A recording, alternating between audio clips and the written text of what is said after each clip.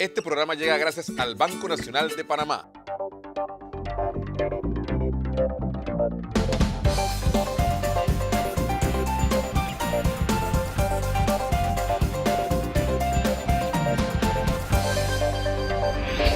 Hola, ¿qué tal? Les saluda Orlando Mendieta para llevarles una nueva edición de su programa El Financiero, con la mejor información sobre economía, finanzas y empresas para que usted pueda tomar buenas decisiones.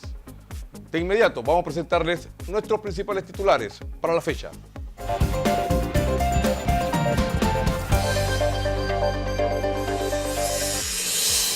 En el reportaje especial, ganancia de los bancos se reduce este año.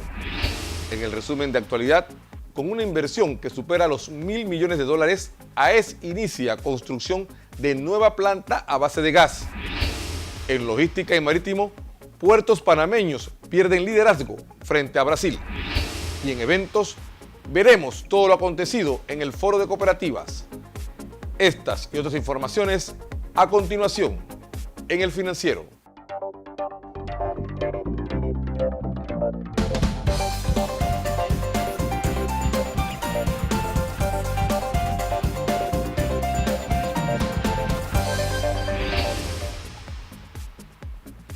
Como siempre, iniciamos nuestro programa reiterándoles que se pueden contactar con nosotros mediante nuestro Twitter, @elfinancieropa, y por Facebook en El Financiero Panamá. También pueden volver a ver este programa entrando a nuestra página web www.efpanama.com.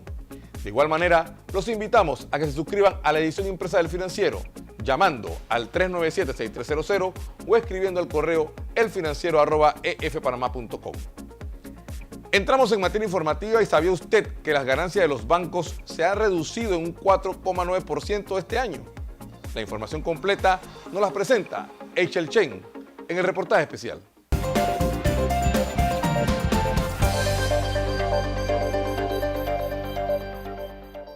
De acuerdo con el último informe de actividad bancaria publicado por la Superintendencia de Bancos de Panamá, los bancos que operan en el Centro Bancario Internacional registraron una utilidad acumulada a marzo del 2016 de 430 millones, lo cual refleja una disminución de 4,9% si se compara con el mismo periodo del año pasado, cuando las ganancias fueron de 453 millones, es decir, una caída absoluta de 23 millones. Si se analiza el sistema bancario nacional excluyendo los bancos de licencia internacional, la cifra es mayor, ya que aquí en su conjunto los bancos mantenían una utilidad acumulada a marzo del 2016 de 298 millones, lo que equivale a una disminución de 7,7% contra el 2015, cuando sumaron 323 millones, o sea, una disminución de 25 millones. Básicamente, la utilidad de los bancos se vio afectada por un aumento en la región de provisiones para cuentas malas, las cuales se incrementaron en 27 millones en el Centro Bancario Internacional, pasando de 59 millones en 2015 a 86 millones a marzo de este año. Por su parte, las provisiones en el Sistema Bancario Nacional aumentaron 24 millones, pasando de 55 millones a 79 millones en el mismo periodo. En cuanto a la calidad de cartera crediticia local, se observa que el saldo moroso equivale al 1,8% del total de cartera local y el saldo vencido representa el 1,5% del total de cartera local. La sumatoria de saldos morosos y vencidos representan el 3,3% de la cartera local a marzo del 2016. Reporto para El Financiero, Eichel Chen.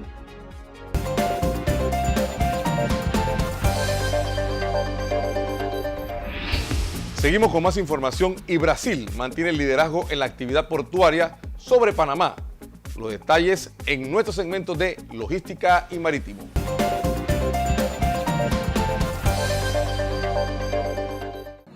Los puertos panameños de Balboa y Colón han perdido la posición de líderes que mantenían en Latinoamérica en la última década, cediendo la primera posición en el ranking de movimiento de contenedores del 2015 al puerto de Santos de Brasil, de acuerdo con el último ranking publicado por la Comisión Económica para América Latina y el Caribe, CEPAL. Desde el 2013, el puerto brasileño ha relegado de las primeras posiciones del ranking de la CEPAL a Balboa y Colón, respectivamente. a pesar de que esta última terminal localizada en el Atlántico panameño registró un crecimiento del 8% frente al 2,2% que registró el puerto de Santos respecto al año 2014. Sin embargo, el puerto de Balboa, uno de los principales de la región, tuvo una baja en el movimiento de contenedores de 5%, lo que afectó en general la posición de Panamá en el ranking. En general, para el año pasado, el puerto de Santos ocupó el primer lugar del ranking de la CEPAL con un movimiento de 3,6 millones de TEUs, contenedores de 20 pies, mientras que Colón estuvo muy cerca en el segundo lugar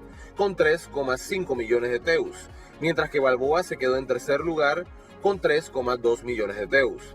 En la cuarta posición, pero muy lejos de estas tres terminales, se ubicó el puerto de Cartagena, localizado en el Atlántico colombiano, con un movimiento de 2,6 millones de TEUs. Sin embargo, el mismo tuvo un importante crecimiento de 16,6% en comparación con el año 2014. Para el año 2013, Cartagena solo movió 1,9 millones de TEUs.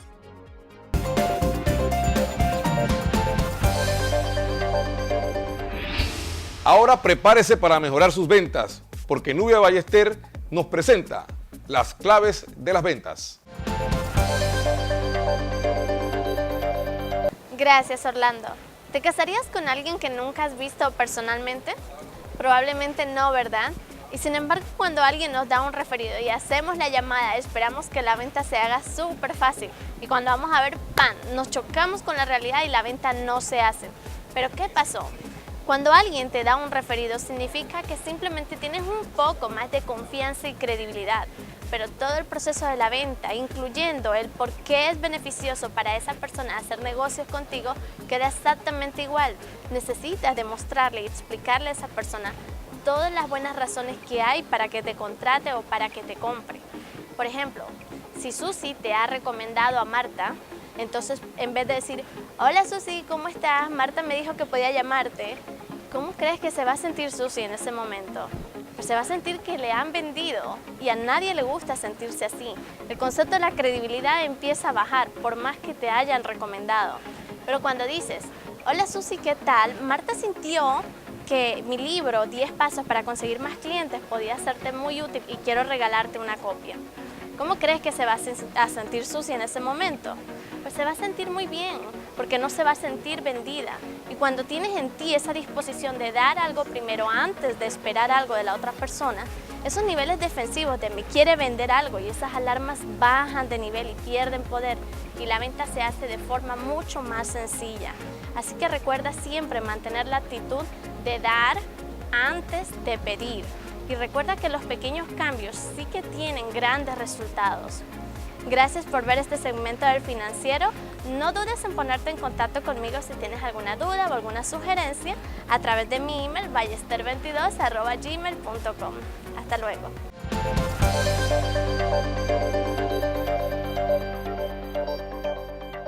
Vamos ahora a nuestra primera pausa comercial. Cuando regresemos, tendremos a Humberto Jaime en el segmento Negocios Saludables.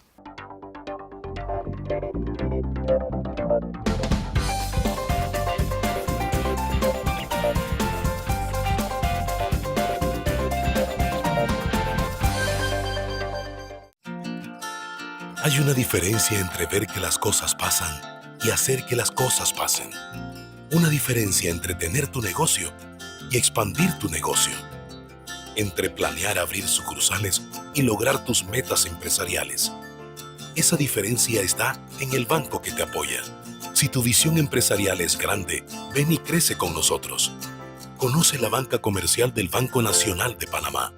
Grande como tú.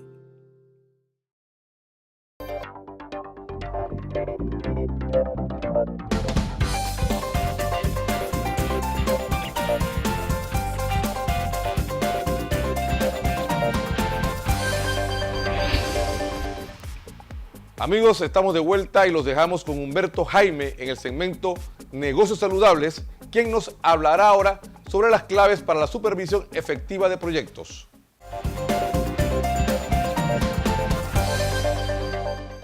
¿Qué tal, Orlando? ¿Cuántas ocasiones dedicamos nuestras energías a la ejecución de un proyecto confiando en que todos en el equipo tienen claro lo que les corresponde hacer y por ende todo marcha según lo que habíamos planeado? Y cuando volvemos la vista en un esfuerzo evaluativo encontramos tristemente que por no hacer las cosas bien tenemos que hacerlas 2 veces.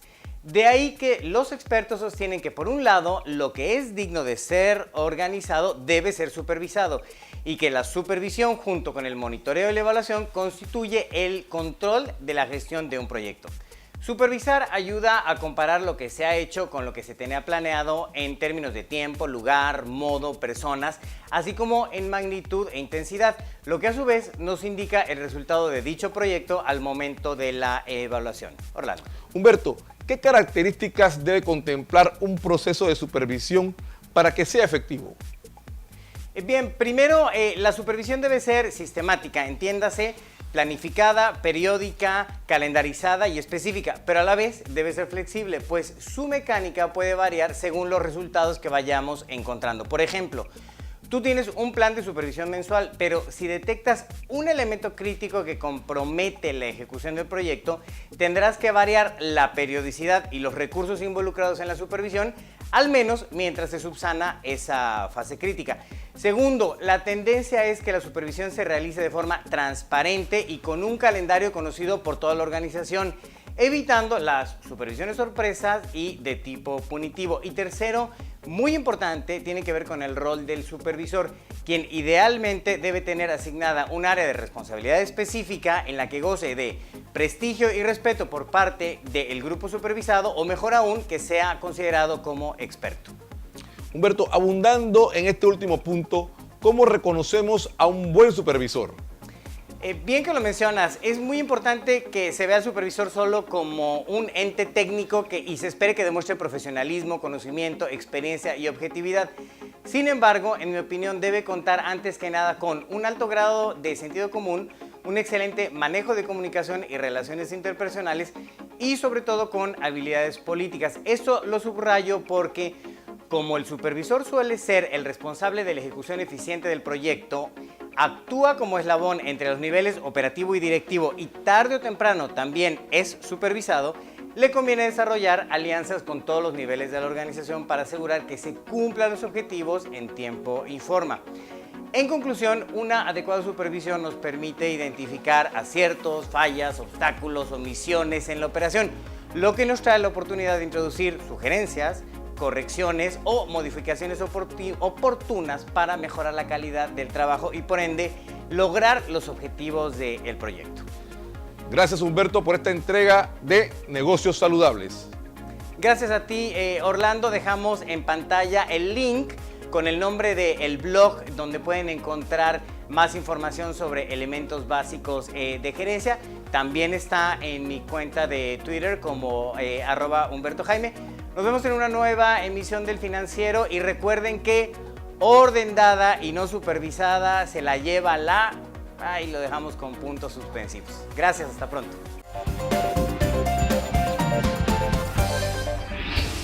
Avanzamos y en nuestro resumen de actualidad tenemos que con una inversión que supera los $1.000 millones, AES inicia la construcción de su planta de generación de energía eléctrica en la provincia de Colón a base de gas.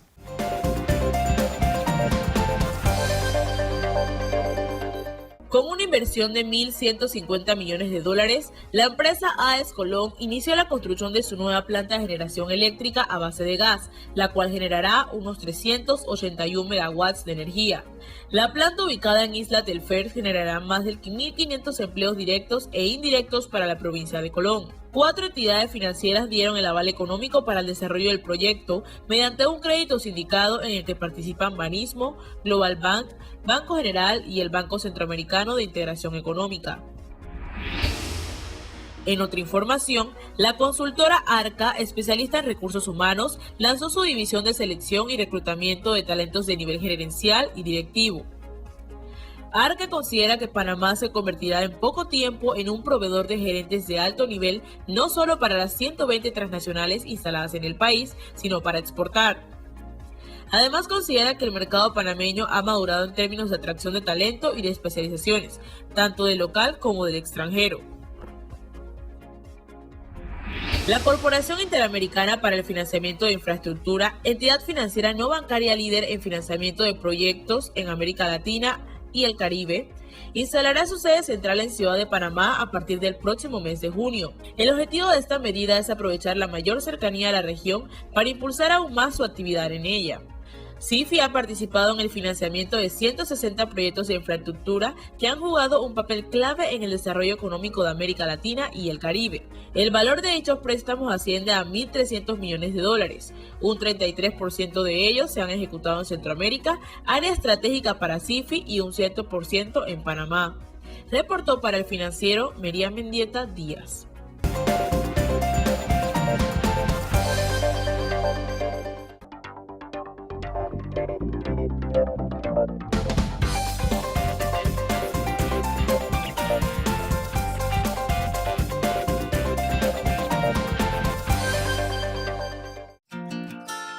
Hay una diferencia entre ver que las cosas pasan y hacer que las cosas pasen. Una diferencia entre tener tu negocio y expandir tu negocio. Entre planear abrir sucursales y lograr tus metas empresariales. Esa diferencia está en el banco que te apoya.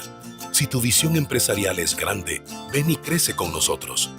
Conoce la banca comercial del Banco Nacional de Panamá. Grande como tú.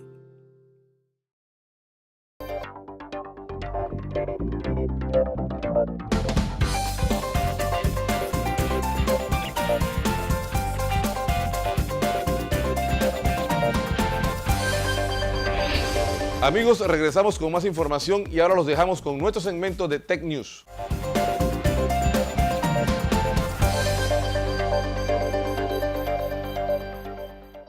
Nokia volverá al mercado de dispositivos móviles tras la fundación de HMD, una nueva compañía establecida en Finlandia que se encargará de crear productos bajo la marca Nokia durante los próximos 10 años, según ha informado la compañía de telecomunicaciones. Para ello, Nokia ha concedido a HMD una licencia de exclusividad en la que le concede sus patentes, derechos de marca y de imagen para comercializar los móviles y tabletas bajo el nombre de Nokia y operados por Android durante la próxima década. Para completar la operación, HMD deberá adquirir los derechos de uso de la marca Nokia que actualmente están en posesión de Microsoft, una transacción que esperan cerrar en el segundo semestre de 2016, después de que el gigante de Redmond adquiriese el negocio de móviles de la empresa finlandesa en 2014. Además, Microsoft ha llegado a un acuerdo para vender sus activos de telefonía móvil a FIH, filial de la multinacional taiwanesa Foxconn, empresa con la que tanto Nokia como HMD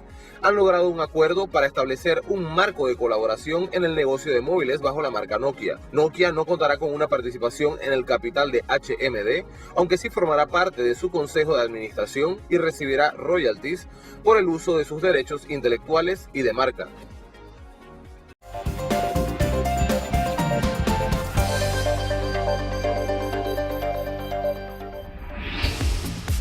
Ahora veamos en nuestro segmento de eventos todo lo acontecido en el Foro para Cooperativas organizado por El Financiero.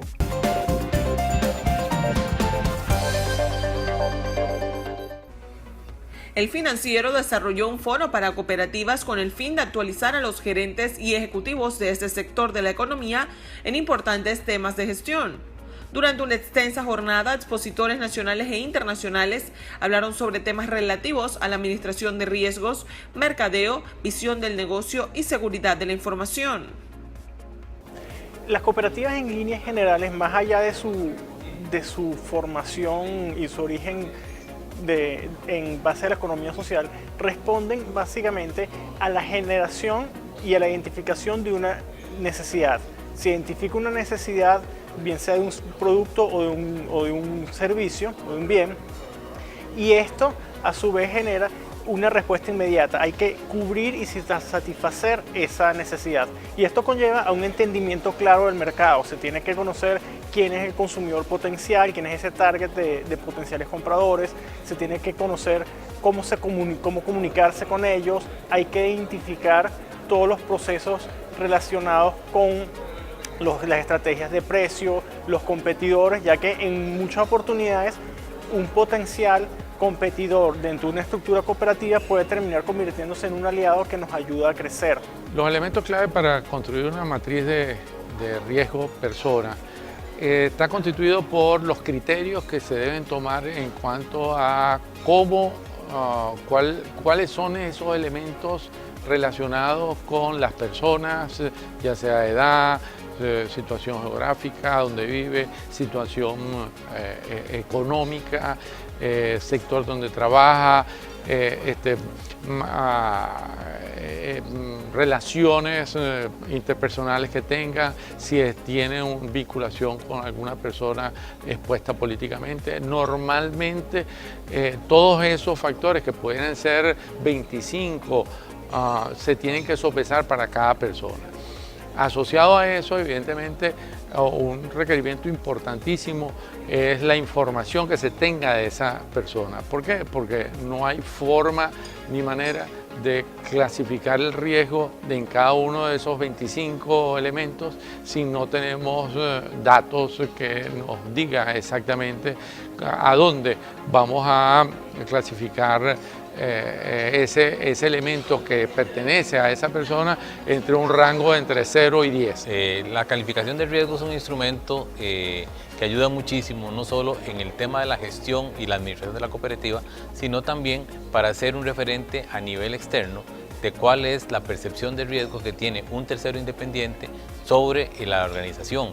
Entonces, de ahí que la calificación de riesgo se convierte en un instrumento muy utilizado por fondeadores, por reguladores, por asociados, por todas aquellas personas que tengan un vínculo con la organización y quieran saber en forma clara y concisa cuál es el perfil de riesgo de la organización. Las empresas realmente deben empezar por estudiar dónde están, saber cuál es su posición actual con respecto a su protección de la información que manejan, ponderar su nivel de riesgo, qué riesgo existe con respecto a la información que ellos manejan. Una cosa, por ejemplo, puede ser una empresa de corretaje de aduana, otra cosa es un banco, otra cosa, por ejemplo, es una tienda que venden mercadería al detal. Depende del tipo de negocio y de esa manera deben establecer diferentes mecanismos. Todos estamos dispuestos a que nos ocurra algo.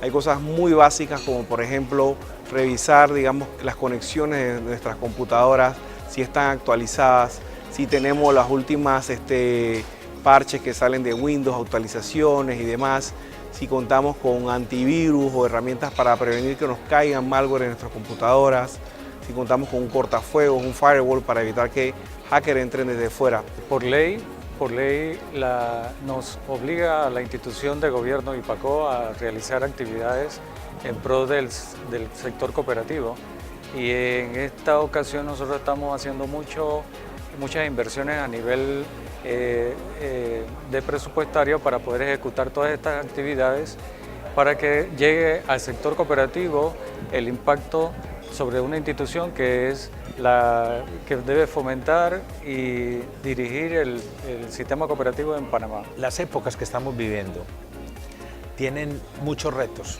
y esos retos necesariamente parten de entender, primero que todo, en dónde estamos, dónde queremos estar y cuáles son las metodologías, las plataformas, las técnicas que tenemos que utilizar para poder satisfacer las necesidades, no solamente de la entidad que estamos manejando, sino de los asociados o de los individuos a los que nosotros le proveemos oportunidades. En esa medida, el sector cooperativo internacional viene trabajando dos temas: todo lo que es la competitividad cooperativa ligado a la economía digital. Y es que todos los días, en la renovación generacional que traemos, los jóvenes están teniendo mucha más participación, y los jóvenes son digitales. Nacieron en la era digital, nacieron con la internet, nacieron pensando en tiempo real, nacieron con un dispositivo en la mano, y en esa medida ellos exigen que las organizaciones, no solamente las cooperativas, sino las financieras y cualquier entidad que coloque crédito o que transforme recursos para la producción de bienes y servicios o el consumo, tiene que estar en la era digital. El evento fue posible gracias al patrocinio de PwC, Frontera Security, Seguros y Valores, Seguros FEDPA, Cooperativas de Profesionales y FEDPA RL. Reportó para El Financiero Eichel Shen.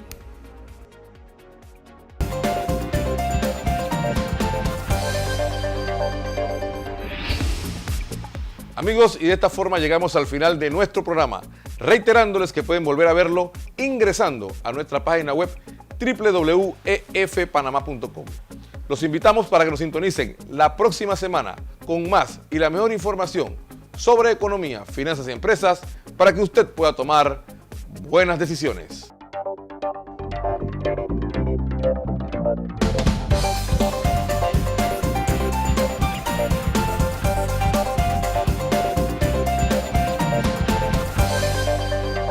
Este programa llegó a ustedes gracias al Banco Nacional de Panamá. Grande como tú.